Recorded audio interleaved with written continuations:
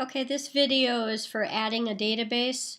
This is the home for the dashboard. Click on Assets, then click on A to Z Database List, and then Add Database.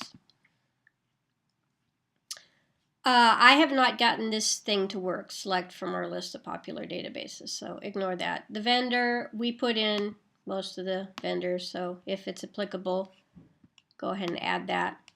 Database name, database URL, just don't put the proxy server part of it, just the beginning of the database part.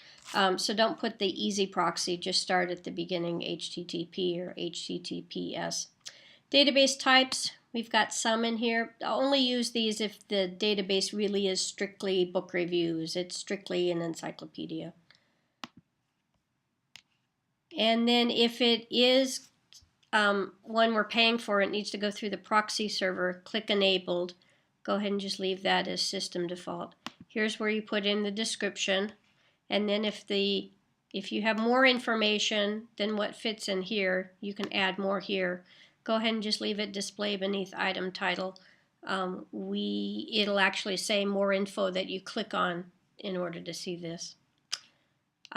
This is where we can highlight it as being a new resource or a trial resource.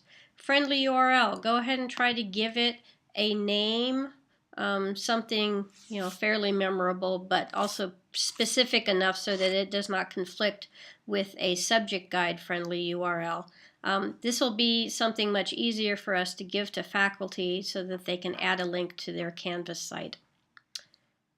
And then assign resource icons. Right now the only ones we're using are these top three. If it's a free resource, go ahead and click on that one. If it's one that you have to log into, click on the yellow. And if we have a password for it, click on the red. And then subject associations.